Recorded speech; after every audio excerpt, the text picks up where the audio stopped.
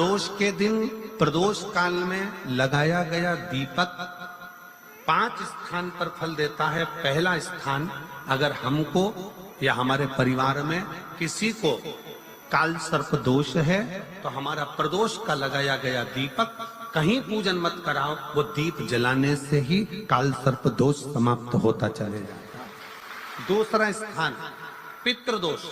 अगर किसी ने कह दिया कि तेरे घर में पितृदोष है, तेरे घर में, कई लोग बता देते हैं कि तुम्हारे घर में, कई माताएं पूछती हैं मेरे घर में बेटा नहीं, मेरे घर में 3 बेटी हो गई, 4 बेटी हो गई, 5 बेटी हो गई, बेटा नहीं है, बेटा नहीं, तो किसी ने कह दिया पितृदोष है।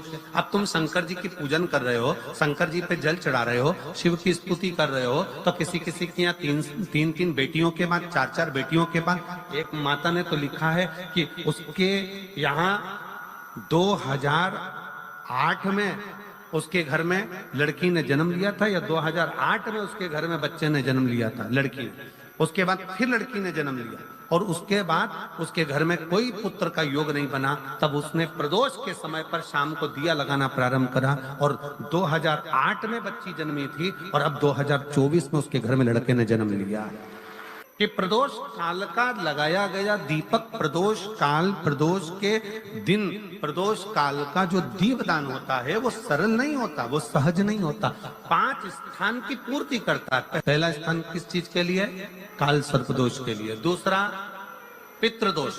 कैसा भी तुम्हें कोई पितृदोष बता दे, कितना भी तुमसे कोई कह दे कि तेरे घर में पितृ का दोष है, तेरे घर में ये दोष है, अगर आप प्रदोष के दिन, प्रदोष काल में, अर्थात सूर्य अस्त के समय के 2:45 तक का जो समय होता है, 2 घंटे के समय का, उसके अंतर्गत अगर आप प्रदोष काल के समय में भगवान शंकर को दीप लगाने के लिए अगर पहुंचे हो तो वो आपको फल देगा ही, पितृदोष का निवारण होगा ही। चाहे तुम कुछ करो चाहे मत करो, और पितृ की शांति करा दे। दूसरे नंबर पर है पितृदोष। तीसरे नंबर पर है वास्तु दोष। हमारे घर का, अब एक बहुत सावधानी से श्रवण करने वाला विषय है, वंश की वृद्धि नहीं है। 30 वर्ष शादी के हो गए, 40 वर्ष शादी के हो गए और औलाद है ही नहीं। डॉक्टर ने भी हाथ ऊंचे कर दिए, टेस्ट पे भी करवाया, IVF करवाया, सब कुछ तुमने करवा लिया, तो भी औलाद नहीं है। तब आखिरी में एक काम चालू करो, प्रदोष का दिन दोनों पति पत्नी व्रत चालू कर दो प्रदोष का, और प्रदोष काल में शाम के समय जाकर एक ही दिए में 2 लंबी बाती जानते हो ना, रुई की लंबी कपास की बाती 2, और दोनों बाती एक ही दिए में रखकर पति पत्नी दोनों उसको प्रज्वलित करना प्रारंभ करें। बाबा संतान देकर ही रहेगा, औलाद आएगी ही। दीप की जो बाती में अंतर आ जाता है, एक गोल बाती में और लंबी बाती में अंतर आता है, बहुत अंतर आता है। पितरों के लिए गोल बाती का प्रयोग बहुत कम होता है हमारा। देवी जी के लिए, माता रानी के लिए, जगत जननी के लिए गोल बाती का प्रयोग बहुत कम होता है हमारा, ध्यान रखिएगा। एक पितृ के लिए, एक जगत जननी जगदम्बा दुर्गा भवानी के लिए गोल बाती का प्रयोग कम होता है, लंबी बाती का प्रयोग ज्यादा होता है। क्यों? क्योंकि हमारे घर की कुल देवी और हमारे घर के पितर हमारे वंश की वृद्धि करें, इसलिए लंबी बाती रखी जाती है, जिससे हमारा वंश बहुत लंबा चले, बहुत उन्नति की ओर बढ़े, इसलिए लंबी बाती का प्रयोग किया। शिव महापुराण की कथा कहती है 5 जगह पर हमारा जलाया गया एक दीप जो प्रदोष के दिन प्रदोष काल में लगाया जाता है, 5 जगह पर भारी पड़ता है। पहले नंबर पर जम के बोलते जाओ, काल सर्प दोष। दूसरे नंबर पर पितृदोष।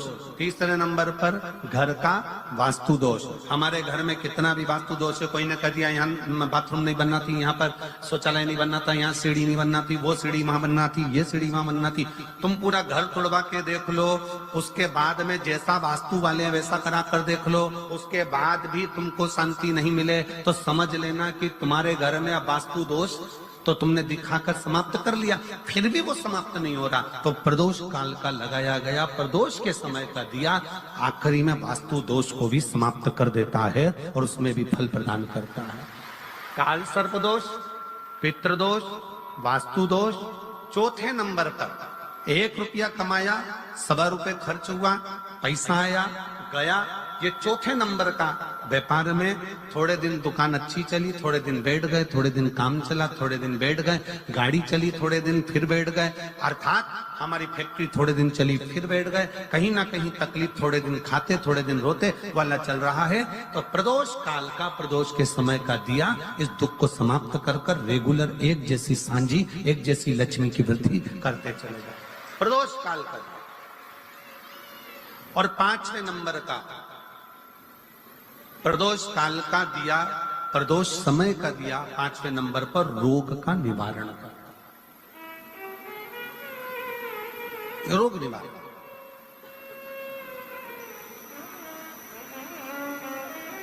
ये 5 स्थान जो बताए गए हैं प्रदोष काल के दिन, प्रदोष के दिन दीप प्रज्वलन के। प्रदोष व्रत का इतना महत्व है महाराज। ये प्रदोष व्रत होता क्या है? प्रदोष व्रत का महत्व क्या है? शिव महापुराण की कथा कहती है शंकर भगवान का प्रदोष का व्रत, अर्थात चंद्रदेव को जो क्षय रोग हो गया, बीमार पड़ गए, शरीर गलकर नीचे गिरने लगा, तब देव ऋषि नारद ने भगवान चंद्र को शंकर भगवान के पूजन का विधान बताया। और पूजन करते करते त्रयोदशी तिथि आ गई, जिस त्रयोदशी के दिन चंद्रदेव ने सुबह से शाम तक कुछ नहीं खाया। शाम के समय सूर्य अस्त के पहले चंद्रदेव ने स्नान किया, श्वेत वस्त्र धारण करे, और श्वेत वस्त्र धारण कर कर चंद्रदेव शंकर के शिवलिंग की पूजन करने बैठ गए। शंकर भगवान के शिवलिंग की पूजन जब चंद्रदेव ने करी, हाथ में अक्षत लेकर चंद्रदेव ने शंकर को समर्पित करे, ओम उमापति नमः कहकर जब चंद्रदेव ने शिव को समर्पित करे, भगवान शंकर त्रयोदशी के दिन प्रदोष समय में, प्रदोष काल में प्रकट हो गए। और प्रकट होकर बोले, ऐ चंद्र, तुमने आज मेरा अनुरोधन किया है, आज मेरा स्मरण किया है, जाओ आज त्रयोदशी के दिन प्रदोष काल में मैं तुम्हारे शरीर को स्वस्थ करता हूं। तब से ये प्रदोष व्रत प्रारंभ हुआ है महाराज। उसका वर्णन जब हम करते हैं, ये प्रदोष की पूजन का विधान किसने बनाया, ये प्रदोष की पूजन का नियम किसने बनाया, ये प्रदोष की संध्या काल का, प्रदोष के समय का पूजन का विधान कौन बनाया, ये प्रदोष के समय पर एक बेलपत्र चढ़ाने का विधान किसने बनाया, प्रदोष के समय पर एक समीपत्र चढ़ने का विधान किसने बनाया, प्रदोष के समय पर अगर मान लो कोई भिखारी से भिखारी व्यक्ति भी है जो ठेला चला रहा है, उसके पास में खाने के लिए कुछ नहीं है, फटे कपड़े पहन रहा है, उसकी जिंदगी में कुछ भी नहीं बचा और कर्जे में लतालूम हो गया, एक चावल का दाना अगर वो प्रदोष के दिन, प्रदोष काल में शाम के समय पर शंकर के शिवलिंग पर चढ़ा देता है, तो 3 या 4 प्रदोष में उसका कर्जा चूकना प्रारंभ हो जाता है। प्रदोष का विधान इतना ये प्रदोष का वर्णन करा किसने, इतना प्रदोष की महत्वता बताई किसने, कौन करे इतना वर्णन?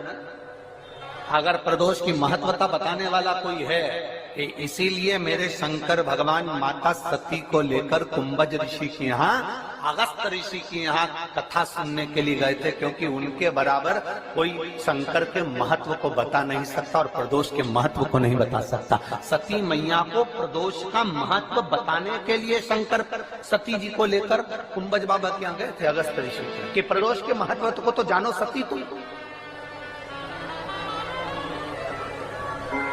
तुम प्रदोष के महत्व को तो सती जानो, तुम प्रदोष के महत्व को तो सती पहचानो कि प्रदोष का महत्व क्या होता है, प्रदोष काल का महत्व क्या होता है, प्रदोष के समय का महत्व क्या होता है। जिस समय पर सूरज डूब रहा हो, चंद्र प्रकाशित हो रहा हो, दोनों का मेल हो रहा हो, ना तो पूरा सूरज डूबा है, न पूरा चंद्र आया है, न पूरा अंधेरा है, न पूरा उजाला है, उस समय को प्रदोष काल कहा गया, उस समय को प्रदोष का समय कहा गया, प्रदोष काल कहा। अब कई लोग हमसे कहते हैं, गुरुजी आप हमको प्रदोष का समय बताया करो कि प्रदोष काल किसको कहते हैं, प्रदोष का समय किसको कहते हैं। अब एक बात हम आप सबसे कहना चाहते हैं, जितने लोग आस्था चैनल पर सुन रहे हैं, जितने फेसबुक यूट्यूब पर सुन रहे हैं और जितने रेवाड़ी की इस पवित्र धरा पर कथा को सुन रहे हैं, आप सबसे एक बात कहना चाहेंगे। अगर हम समय देखकर बताएं आपको कि शाम को 6 बजे, 6:30 बजे, 6:30 पे लेकर 7:30 के बीच में ये समय है, या 5:30 से लेकर 6:30 तक का ये समय है, या हम तुमको बोल दें कि इतनी बजे ये समय प्रदोष काल का रहेगा या इतनी बजे ये समय रहेगा, तो देखिए कभी कभी ठंड का समय आता है तो दिन जल्दी ढल जाता है, कभी कभी गर्मी का समय रहता है तो दिन बहुत लेट ढलता है। इसलिए समय की गणना से मत चलो, आप तो ये अंदाजा लगाकर रखो कि दिन ढल रहा हो, अंधेरा होना शुरू हो रहा, सूरज डूब रहा हो, चंद्र प्रकाशित हो रहा हो, अंधेरा अपना काम कर रहा है, सूरज ढलता जा रहा है, दिन कम होते चले जा रहा है और अंधेरा थोड़ा बढ़ते चले जा रहा है। इन दोनों का जो मिलन का समय हो, अब वो कितनी भी बजे, आप तो बस उसके मिलन का समय निकाल लो, वही समय प्रदोष काल कहलाता है, वही समय प्रदोष।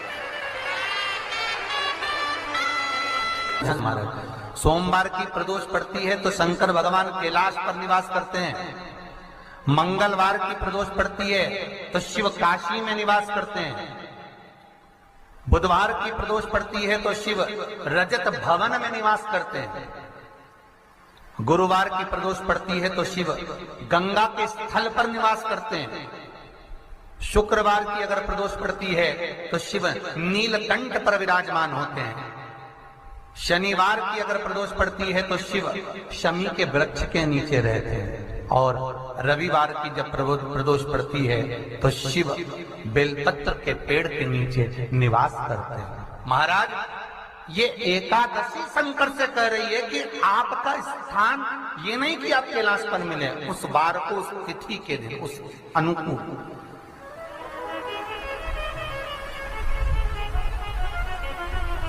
हमारे यहाँ कहते हैं सोमवार की जो प्रदोष पड़ती है वो इच्छा पूर्ति करती है, मंगलवार की प्रदोष रोग से मुक्ति देती है, बुधवार की प्रदोष कामना की पूर्ति करती है, गुरुवार की प्रदोष शत्रुओं का नाश करती है, शुक्रवार की प्रदोष सुख और शांति देती है, शनिवार की प्रदोष संतान का सुख देती है, और रविवार की प्रदोष जो काम दुनिया में कोई नहीं कर सकता वो अचूक फल की प्राप्ति रविवार की प्रदोष करा देती है। महाराज ऐसी प्रदोषों का नियम वर्णन किया चाहिए। भगवान का तो ठीक है, तू थोड़ी देर खड़ी हो। एकादशी सम्मुख खड़ी हुई, पार्वती जी ने जिस अंगुष्ठ का जल पीने के लिए लिया था हाथ में, बस पीने ही वाली थी, शंकर भगवान ने वही हाथ में जल लेकर एकादशी के हाथ में उसको देकर कहा, ले ये मेरे द्वारा निर्मित एक व्रत है जिसे त्रयोदशी के दिन तूने मांगा है, मैं तुझे देता हूँ, आज इस व्रत का फल मैं तुझे प्रदान करता हूँ। अब तू जिस जीवात्मा को लेकर जाएगी उसका पाप प्रबल नहीं होगा। किसी स्त्री, पुरुष, बालक, बुजुर्ग जो भी होगा जिसने प्रदोष का व्रत करा होगा, वो जीवात्मा को तू किसी फल की कामना से नहीं, स्वतः ही लेकर चली जाए, उसमें कोई कामना नहीं है। बन सके जीवन में 11 प्रदोष या 26 प्रदोष करने के बाद आप उसका उद्यापन कर कर विराम भी दे सकते, पर जीवन में एक बार प्रदोष का व्रत मौका मिले, जिस कामना से जिस दिन का भाव आपके मन में आए कि मुझे रोग से मुक्ति पाना है तो ये प्रदोष मुझे करना है, मैं और रोग मुक्ति के लिए हम जो भी आपके मन में आ रहा है, संतान प्राप्ति के लिए शनिचरी प्रदोष, आप उसका स्मरण करें। फिर लिखा शिव महापुराण में, बड़ा सुंदर लिखा विद्यार्थी जी ने, मान लो आप प्रदोष का व्रत नहीं कर सकते, आप अगर व्रत नहीं कर सकते तो प्रदोष के दिन, प्रदोष काल में शाम का समय सूर्यास्त का कुछ पल, कुछ घड़ी के पहले से लेकर बाद तक का प्रदोष काल के अंतर्गत आप शंकर जी के मंदिर में जाकर 1 लोटा पानी, 5 बेलपत्र भी अगर समर्पित